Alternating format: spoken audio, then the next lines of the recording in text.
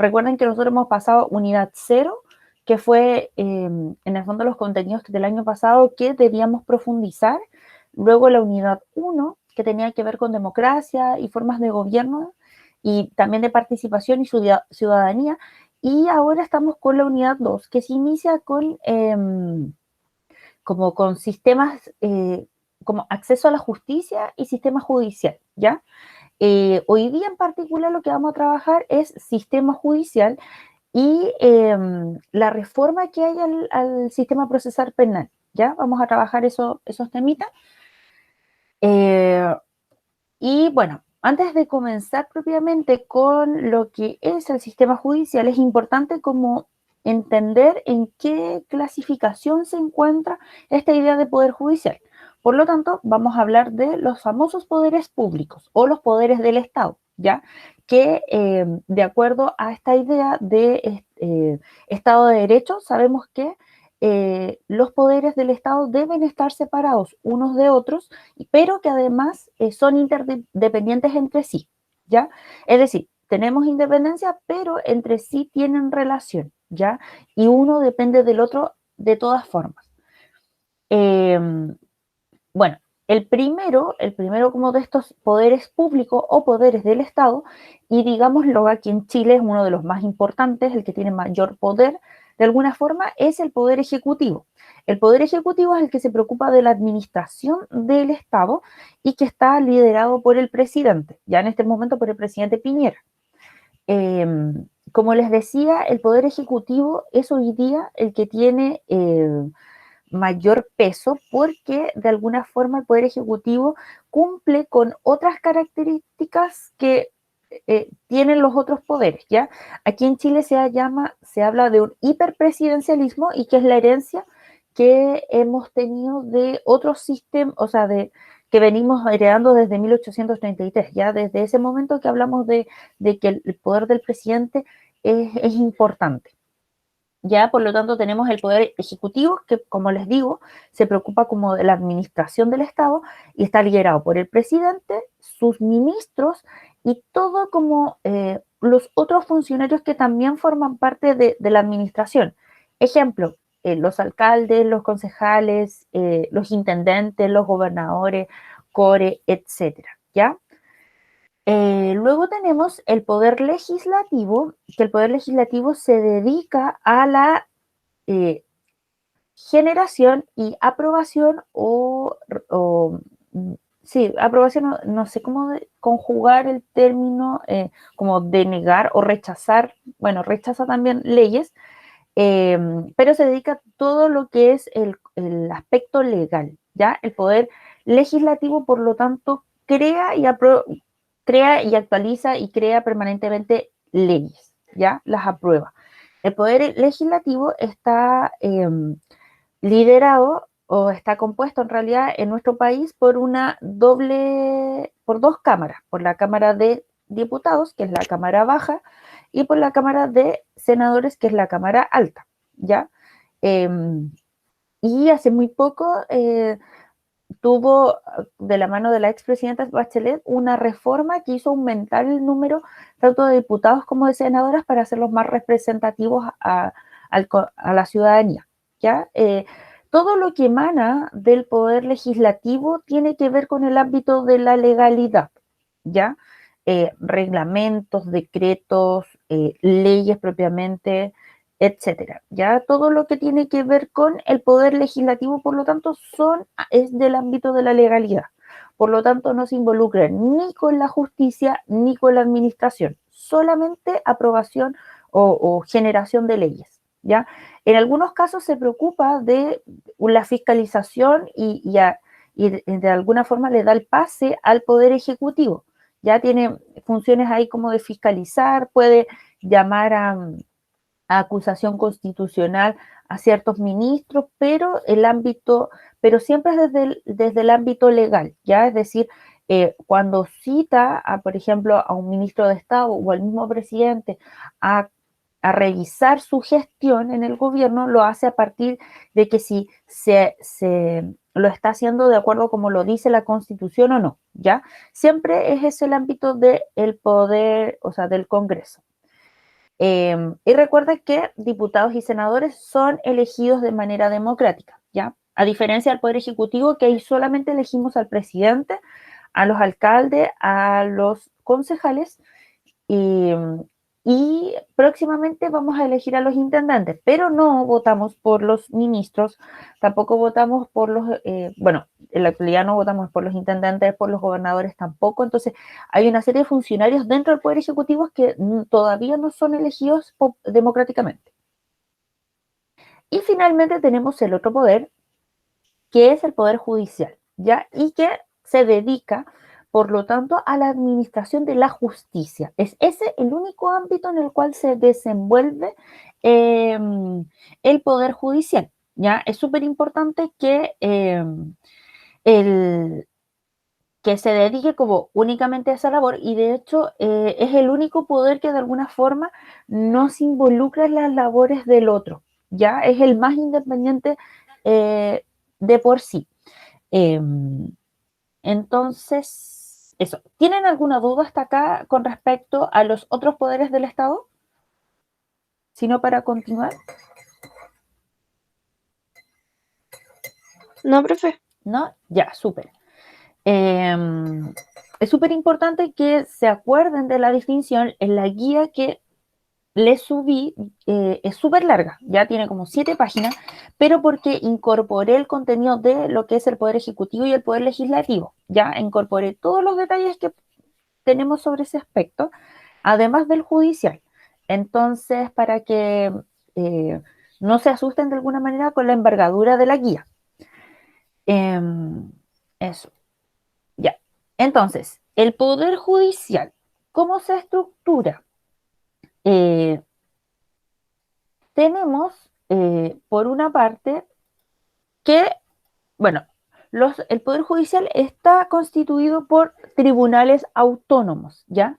¿Qué quiere decir que sean autónomos? Que la decisión que tome un tribunal, de alguna manera, no le interviene en el proceso otro tribunal, ¿ya? Por ejemplo, está el tribunal, los tribunales de primera instancia, las decisiones que toma no interviene la Corte Suprema. Lo que se hace es que se abren nuevos casos en otros tribunales, pero no es que intervenga, no es que la Corte Suprema diga, ajá, a ver, no.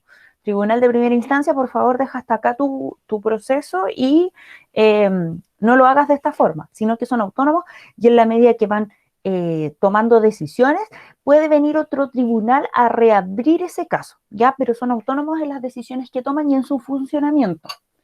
Otra característica importante es que es un poder que es independiente a otra autoridad, ¿ya?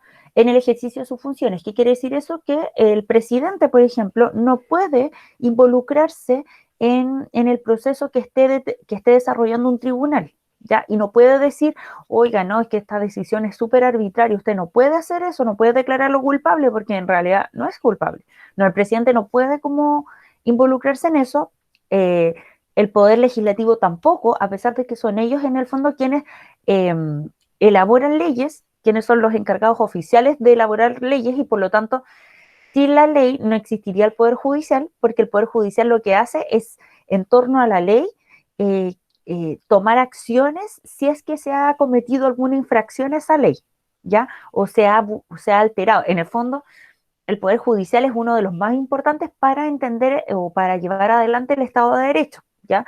Porque son ellos quienes vigilan las como los, sí, como todas las acciones que se hacen, si es que se están dentro del marco de la ley o no, y toman acciones si es que no lo están, si es que no están dentro de ese marco. A pesar de que, entonces, a pesar de que el poder legislativo se preocupe de la creación de leyes, es el poder judicial el único que administra o, y vela por el cumplimiento de esas leyes, ¿ya? Eso es súper importante. Y como les decía, bueno, su gran como mérito en el fondo, su labor fundamental es la administración y que imparta justicia. Ningún integrante del Poder Judicial es elegido de manera democrática, ya son elegidos o pasan en el fondo a ser elegidos tanto por el presidente como por el Poder Legislativo, ¿ya? no son elegidos democráticamente, pero sí, y todos los que tengan que ver con el Poder Judicial tienen que ser abogados, ¿ya? Así que si ustedes alguna vez quieren dedicarse a esto, tienen que estudiar derecho, ya no pueden estudiar otra cosa. Yo, por ejemplo, no podría participar del Poder Judicial. Ya, ¿cómo es la jerarquía del Poder Judicial? Y esto es súper importante. El, el Poder Judicial se inicia con los famosos tribunales de primera instancia, ¿ya? ¿Cuáles son esos famosos tribunales de primera instancia? Son, a ver si, no los puse acá, ya. Pero están en la guía. Son 17 tribunales, no son más tribunales, porque por cada región tenemos de diferentes materias tribunales que, como valga la redundancia, se van a dedicar a abordar de acuerdo a una materia en particular.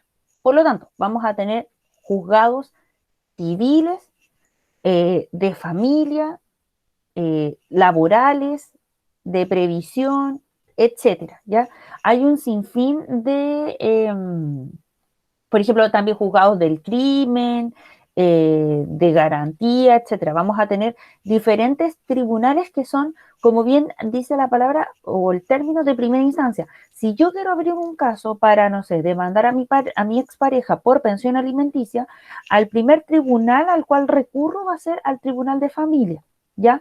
Y allí voy a abrir la causa con respecto al tema de la pensión de alimentos, ¿ya?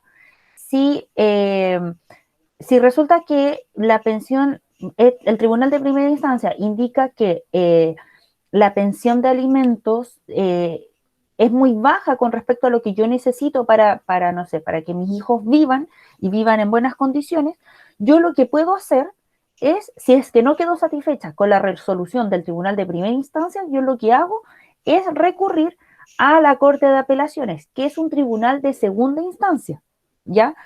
Hay mucho menos tribunales, los tribunales de primera instancia están en todo el país y en todas las regiones, hay muchos, ¿ya? Mientras que los tribunales de segunda instancia o la Corte de Apelaciones hay 17 porque hay uno en cada región. Eh, y bueno, también están distribuidos como a lo largo de todo Chile y como el nombre lo indica, es un segundo momento en el cual yo puedo apelar lo que sucede en los tribunales de primera instancia, ¿ya? Por lo tanto, si yo quiero, eh, no sé, que la pensión alimenticia sea aún mayor, porque en realidad lo que me está entregando mi expareja no está acorde a lo que yo necesito para mis hijos, voy a la Corte de Apelaciones y reabro el caso, ¿ya? Y en el fondo se abren nuevos antecedentes, se revisa lo que ya se trabajó, pero se abre una nueva causa, ¿ya? Y por lo tanto, en la Corte de Apelaciones yo podría disputar en el fondo el que sea de mayor nivel en el fondo la pensión que estoy pidiendo.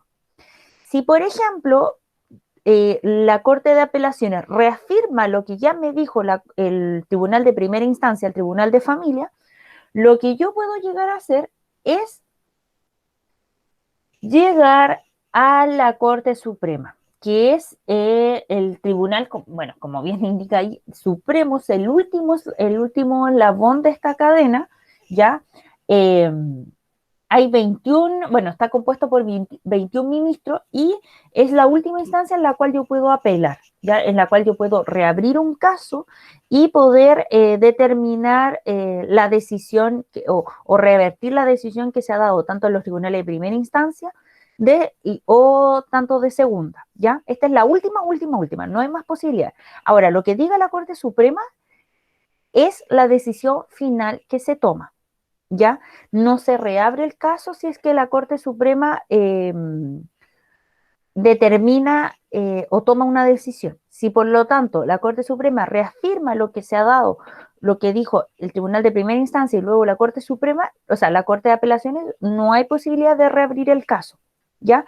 Lo que se puede hacer es reabrir otro caso, pero con otros argumentos y con otras pruebas, ¿ya? Y ahí es como el ingenio de los abogados en el fondo de abrir como nuevas posibilidades, pero eso tendrían que empezar de nuevo. Es como terminar el juego empezáis de otra partida, porque tenéis que ir de nuevo a los tribunales de primera instancia. No sé si se entiende como la lógica como de los tribunales, Sí, ¿sí? ¿Todos entienden? Sí, ya. Por lo general, por ejemplo, los casos de violación a los derechos humanos son los que, sí, todo lo que tenga que ver como con derechos humanos llega por lo general a la Corte Suprema. ¿Ya? Hace muy poquito se dio la tuición en el fondo de una pareja homoparental, la tuición como de un niño a una pareja homoparental. Y eso fue resuelto a través de la Corte Suprema. ¿Ya? Recuerden, eso ya es ámbito de derecho humano y por lo tanto siempre la Corte Suprema está como involucrada en esos aspectos. Hay ciertos casos que no necesitan llegar a la Corte Suprema y que son resolutivos solo en la Corte de Apelaciones, ¿ya? Que en estos momentos no lo recuerdo, pero que lo puedo averiguar, ¿ya? No recuerdo cuáles son esos casos eh, que no necesitan llegar a la Corte Suprema porque la Corte de Apelaciones es la última instancia. Eh, pero, por ejemplo, si yo quiero demandar, por ejemplo, al Estado por no sé, porque me dañó de alguna forma, no sé, por ejemplo, a partir de lo que sucedió el 18 de octubre, es probable que ese caso termine en Corte Suprema, ¿ya? Porque seguro que las decisiones que se tomen en en un tribunal de primera instancia o en la Corte de Apelaciones, de repente sean insuficientes para lo que yo estoy aspirando, ¿ya? Eh, eso. Entonces, por lo tanto, esa es la lógica. Por lo tanto, yo tengo tres momentos o tres instancias para poder apelar, y apelar quiere decir para que se revise el caso y se vuelva y se tome otra decisión de la que ya se ha tomado. ¿Ya? Tengo tres opciones para ver para ver una causa judicial. Ya. Dicho eso, y ya que no hay duda, se supone, vamos a pasar a lo que es la reforma procesal penal. En el año 2000, el Código Procesal Penal tuvo una modificación súper importante, ¿ya? Eh, el Código Procesal Penal eh, o el ámbito penal, ¿a qué ámbito del derecho se dedica? Tiene que ver con todas las causas o todos los delitos de alguna manera o infracciones que estén en el ámbito del Estado de Derecho, ¿ya? A eso se va a orientar la reforma, o sea, o el Código Penal, a ese ámbito del derecho se preocupa. Por ejemplo, el derecho civil va a tener que ver con las relaciones entre privados y entre individuos, ¿ya? Y por lo tanto son causas civiles. Pero el ámbito penal tiene que ver única y o sea, no única, pero sí en el ámbito del Estado de Derecho, de resguardar el Estado de Derecho. Por lo tanto, recuerden que para que haya Estado de Derecho tiene que existir como un respeto a la Constitución. Por lo tanto, ese va a ser, por ejemplo, uno de los ámbitos que se va a orientar. ¿Ya? ¿Qué más sobre...? Ah, ya, bueno, pasemos a ver cuáles fueron como los cambios que se hizo. Este fue durante el gobierno de Ricardo Lagos y lo que se trató de hacer fue de modernizar este modelo, ¿ya? Fue sí, de modernizar y democratizar este modelo. Ya. Ah, ya, vamos a partir, espérenme a ver, ya, sí, vamos a partir con lo que es la responsabilidad penal adolescente. Una de las primeras cosas que se modifica y que es sustancial y que a ustedes les toca muchísimo es la responsabilidad penal adolescente que tiene que ver eh, con hacer responsable eh, por los delitos o infracciones que cometan a los jóvenes que tengan entre 14 y 18 años, ¿ya? Por lo tanto, como aparece en el Power, todos aquellos jóvenes que están entre esa edad tienen que asumir las consecuencias legales de sus actos, ¿ya? ¿Por qué? ¿Qué es lo que estaba pasando? ¿Cuál era el diagnóstico que se hace en la época? Hay un montón de bandas juveniles que están cometiendo delitos, o no bandas juveniles, sino que también bandas de adultos que están cometiendo delitos, pero que están siendo ejecutados, son, por ejemplo, liderados por adultos, pero son ejecutados por niños, porque hasta ahora esos niños no tenían ninguna responsabilidad penal, ¿ya? Por lo tanto, si asaltaban a alguien, eh, quedaban libres, ¿ya? Y por lo tanto, las bandas que estaban organizadas en el fondo no tenían ninguna como eh, eh, pena en la cárcel. El caso emblemático de esta época, chiquillo y chiquilla, es Cizarro, ya este chico muy pequeño que estaba cometiendo un montón de delitos y que eran como de alto calibre para la edad que tenía.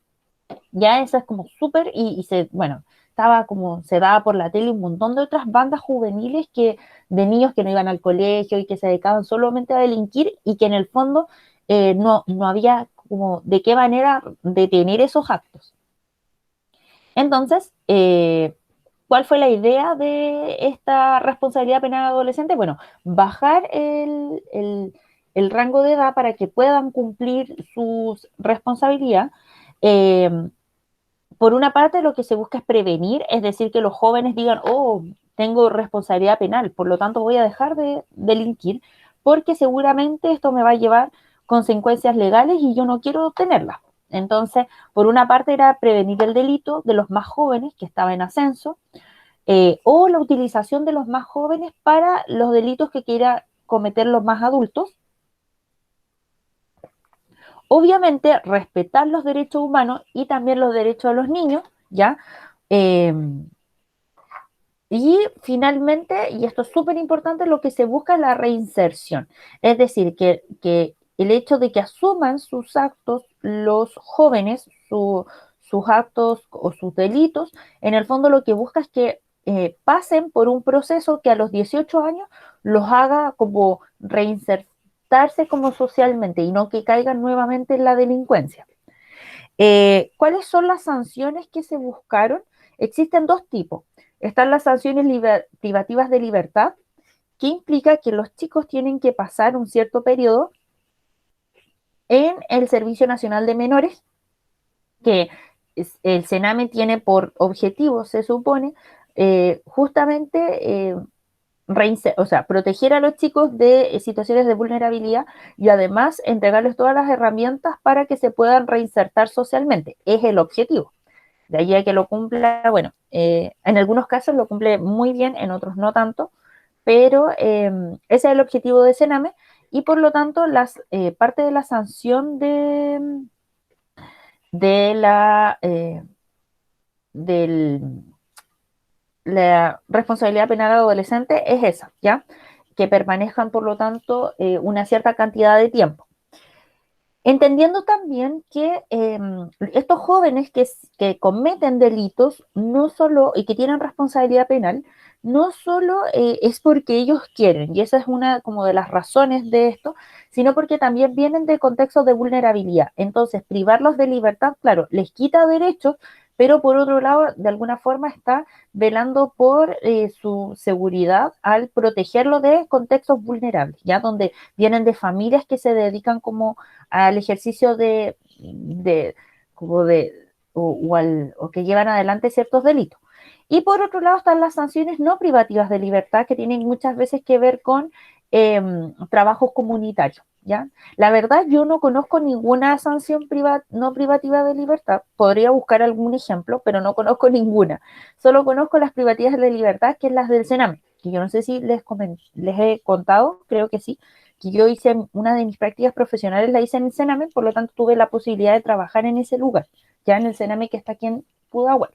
Por lo tanto, conozco muy de cerca cómo se da este tipo de sanciones.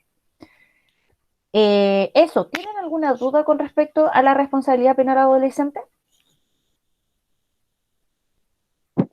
No, ¿No? Ya. Lo que tienen que sí tener conciencia es que todos ustedes, por lo tanto, están en edad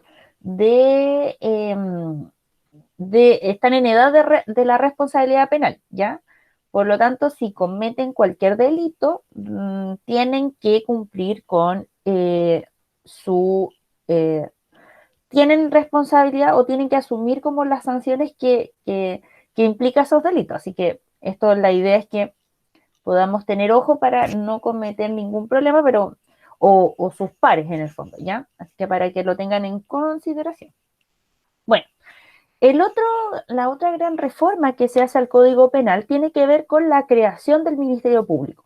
Y esto es súper importante, yo lo encuentro personalmente una muy buena incorporación al modelo, a lo que hubo. ¿Qué es el famoso Ministerio Público? El Ministerio Público, como bien aparece aquí en el Power, es un órgano autónomo, ya cuya función es dirigir la investigación de delitos, llevar imputados a tribunales y dar protección a las víctimas y testigos. Ya vamos a pasar primero a cómo era el antiguo sistema procesal. El antiguo sistema, tal como aparece en la tele, o sea, en el Power y como es en la tele, es como lo lleva adelante la doctora Polo, ¿ya? Donde hay un juez que investiga, acusa y falla. ¿A qué me refiero con eso? Si ustedes se dan cuenta, a la doctora Polo llegan el acusado y el que lleva adelante la acusación, ¿ya? Eh, y ellos le cuentan a la doctora Polo el caso y le dicen, doctora, mire, pasó esto, ¿ya? Y la doctora empieza a preguntar, investiga. A veces le llevan videos, otras veces le llevan documentos, a veces aparece un psicólogo, no sé si es la doctora Polo, yo veo la jueza, y en la jueza aparece la psicóloga, da más antecedentes del caso, aparecen los testigos, quienes colaboran y hablan sobre el tema. Entonces, si se dan cuenta, es la doctora Polo quien escucha desde diferentes ámbitos el problema y por lo tanto dice, oye, bueno, y ahí empieza como toda su verborrea sobre su toma posición en el fondo frente a los antecedentes que se le están dando, a veces se ríe, etcétera, y después de eso ya toma una decisión y dice, ¿sabes qué? Aquí tú eres un maldito y mereces la cárcel, etcétera, y toma una decisión y dice caso cerrado, y ahí se acaba. Y no hay posibilidad de rebatirle nada a la doctora Polo. Y a veces, seguramente, bueno, y ahí quizás para muchos de ustedes, si es que ven estos programas, a veces como que las decisiones que toma la doctora Polo, en el caso de la jueza, yo encuentro que la jueza es muy justa, pero la doctora Polo yo a veces la encuentro un poco arbitraria. Ya siento que a veces se deja llevar mucho por lo que ella cree y quizás debiese recabar más en los casos y toma decisiones que yo creo que quizás no, visto por otra persona, quizás no se tomaría eso. Asimismo, actuaba el antiguo sistema, ¿ya? Donde el juez controlaba todo y se encargaba de todo, de todo como el caso. Y además, sumado a esto, era de manera escrita, ¿ya?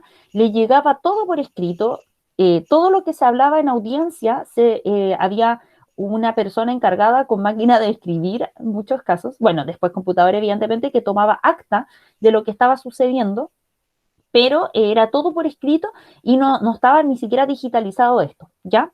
Y por lo tanto, era el juez quien, esto es como lo más importante, era quien controlaba y además lo hacía de manera secreta, ¿ya? No había posibilidades de que, a diferencia de lo que sucede en la jueza o en la doctora Polo, que hay un público que está escuchando y que además es televisado, por lo tanto es hiperpúblico ese caso, lo que pasaba en el antiguo sistema procesal aquí en Chile era que era cerrado, pasaba la misma dinámica pero sin público y sin ser televisado, ¿ya? Eh, eso. Y, ¿qué más? Eso, entonces, por lo tanto, eran situaciones que podían ser bastante injustas y poco democráticas quizás. Y lo que se da también es que si tú no tenías posibilidades de pagarte un abogado, no había quien te defendiera. Y por lo tanto, ibas tú mismo como a la audiencia y a tratar de defenderte. Ya, entonces así es el antiguo proceso. ¿Cómo es la reforma que se hace al sistema procesal penal? Se crea esta figura del ministerio y se crea la figura del fiscal nacional. ¿Quién es el famoso fiscal? O los fiscales en realidad.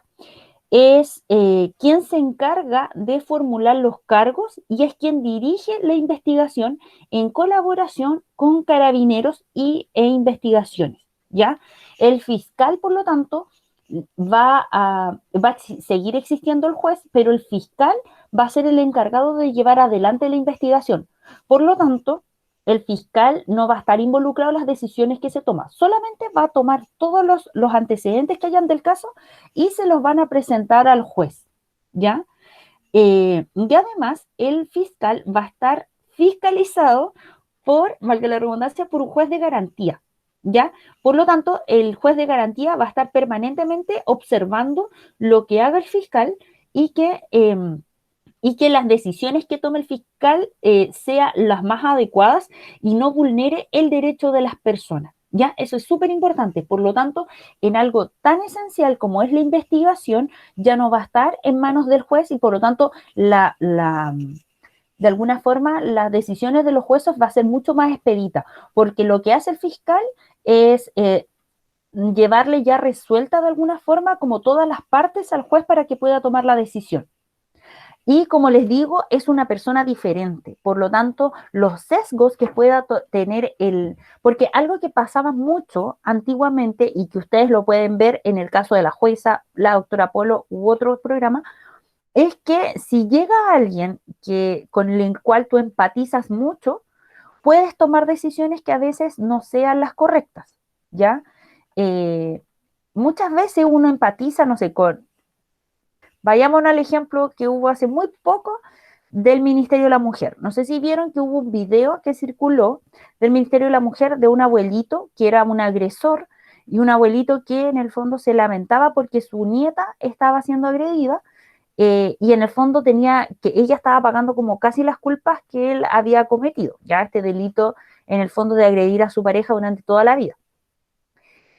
Si ese caso, por ejemplo, llegase a algún juez y empatiza con el abuelito y dice, oh, pobre abuelito, pucha, está tan arrepentido, a pesar de que agredió mucho a su pareja, pero si hay un juez que llega a empatizar con eso, lo que pasaba antes es que a pesar de que cometiera el delito, no lo declaraban culpable.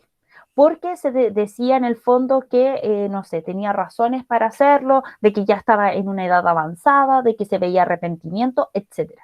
Hoy día eso ha disminuido porque el fiscal lo que hace es levantar las causas y a pesar de que el fiscal empatice con la situación, porque se involucran mucho en el caso, se involucran mucho los argumentos de cada una de las partes. Por lo tanto, es obvio, porque somos humanos, es obvio que vamos a empatizar con uno de los dos casos. Pero a pesar de eso, ya, levantamos toda la información, empatizamos con uno, nos gustó uno, pero tenemos un juez de garantía que está velando para que todo el proceso sea lo más justo posible y además de eso, después esa causa pasa de manera independiente al juez y el juez, sin saber lo que piensa el fiscal, toma la determinación. ¿Ya? Por lo tanto, el juez llega de manera súper como descontextualizada, o, o desarraigado como emocionalmente de lo que pasa y solo toma y trata de ser como lo más objetivo en la decisión que se tome, ¿ya? Y recuerden que esto siempre va a tener más instancias para ser apelado. ¿Se entiende hasta acá como la diferencia entre el antiguo proceso y el actual? Más o menos. Tengo una duda. Dígame. Entonces, como que lo que hace la jueza está dentro de lo legal al ser como un proceso antiguo.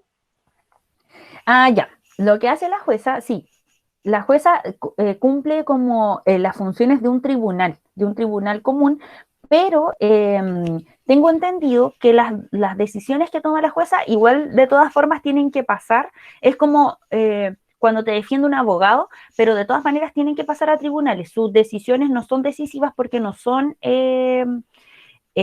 están constituidos como tribunal de primera instancia, no están reconocidos como tales. Ya es otro, no me recuerdo como el, el carácter que tienen, pero ese caso tiene que pasar sí o sí a los tribunales comunes. Porque si tú te das cuenta, la jueza toma todos los casos, como sea económico, sea de familia, sea civil, los penales no los suele tomar la jueza, siempre suele tomar como los más populares que son como de familia y cosas así. Sí o sí, ese caso, esa determinación pasa a un tribunal y ahí se toma como la resolución. Pero a lo que voy, como con el ejemplo de la jueza o de la doctora Polo, es el mecanismo que ellos utilizan.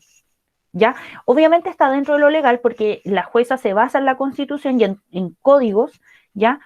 Pero ella lo que hace es una defensoría como abogada. Ya se llama la jueza porque es un programa de televisión, pero ella el ejercicio o las decisiones que toma lo hace en calidad de abogada. Y eso le va a permitir a la persona que fue, por ejemplo, a apelar no sé, una presión alimenticia, que la jueza, en ese caso, la represente como abogada y lleve su caso a un tribunal y sea más expedito en el fondo la decisión que pueda tomar el tribunal de primera instancia. No sé si me explico. Sí, sí, sí, profe. Ya, súper. Entonces, pero para este caso, yo tomo el ejemplo de la jueza para representar lo que se hacía antiguamente en el modelo, ¿ya? Hoy Ya, día ya. lo que se hace en los tribunales es, a través del Ministerio Público, democratizar este proceso de investigación. Bueno, les voy a recordar un poco lo que pasó, por ejemplo, con el caso de Návila Rifo, que los jueces que tomaron el caso, muchos jueces, bueno, y esto pasa en general en temas de género, son hombres, ¿ya? Muchos jueces está constituido por hombres y hombres además muy conservadores. Y muchos de esos jueces, si es que no existiese este nuevo modelo, hubiesen determinado que Návila Rifo en realidad no era una víctima, ¿ya? Porque muchos de los argumentos que daban algunos jueces fue que Návila Rifo en el fondo se lo buscó, provocó esta situación porque ella además era prostituta. Entonces ella se había buscado esa situación. Porque ¿quién la mandaba a abandonar a sus hijos y a andar como con otros hombres?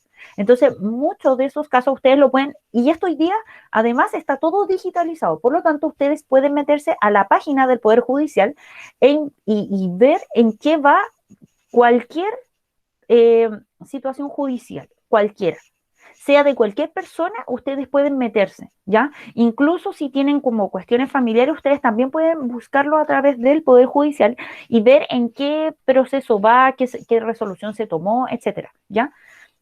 De hecho, los estudiantes de Derecho utilizan causas actuales para poder como aplicar en el fondo la teoría.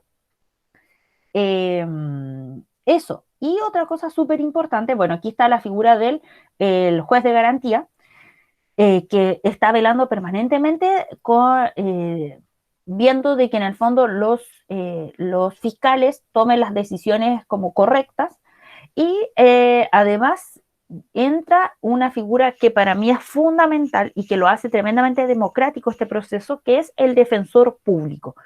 La Defensoría Pública es una institución que avala el Estado, que la desarrolla el Estado y que tiene que ver con son abogados que te proporciona el Estado cuando tú no tienes los recursos para pagar tus propios abogados, ¿ya?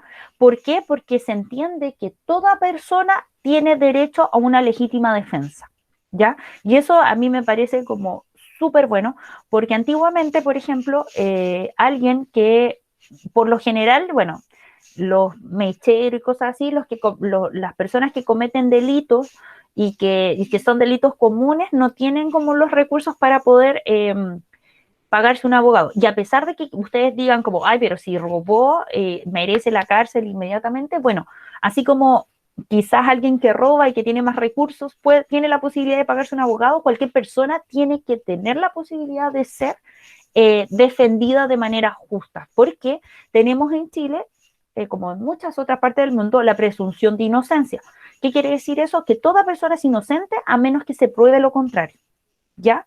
Por lo tanto, en función de eso, a pesar de que hayan cámaras quizás que acrediten que tú cometiste un delito, tú eres inocente hasta que no se demuestre lo contrario. Por lo tanto, tú mereces una legítima defensa, ¿ya?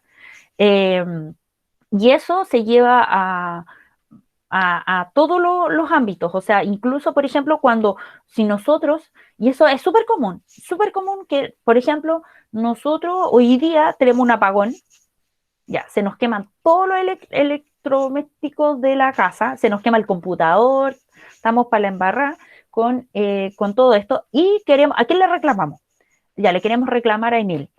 Pero Enel como, y yo no tengo plata para poder como pagarle a un abogado porque no, aparte de la plata la voy a invertir como en comprarme un nuevo computador, una nueva tele para mi cuarentena y para el teletrabajo.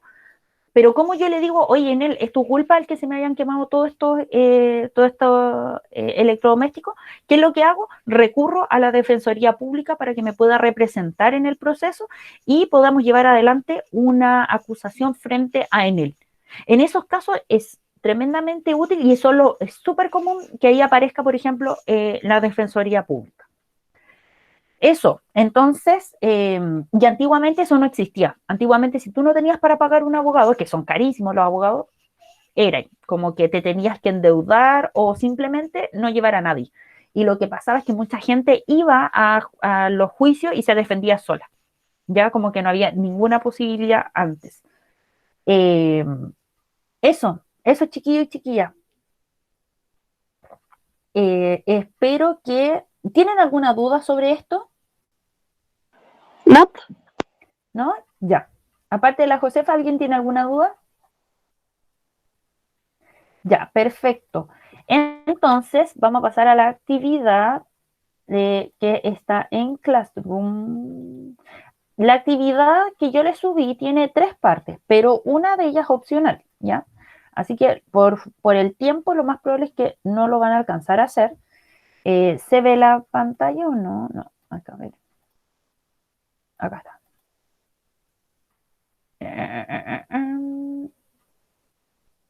Ya, la actividad yo se la subí en otra cápsula que es de tareas y acá está. Eh, Tienen que completar así muy brevemente, tienen la guía para resolver esto, o bien lo pueden buscar por internet sobre como cuáles son las razones para el cambio del procedimiento penal, eh, como las ventajas que puede tener y qué es lo que dice la legislación sobre responsabilidad penal juvenil. Esto aparece en la guía y como les digo, también lo pueden buscar en internet. Y después tienen que ver un videíto sobre la idea de bajar a los 12 años la responsabilidad penal adolescente, ya no a los 14, sino a que los 12. Y ahí hay unas preguntitas sobre eso. Ya vamos a dar hasta las 9:35 para poder desarrollar la actividad y luego la pasamos a revisar. ¿Ya, chiquillos? Entonces, ¿tienen alguna duda?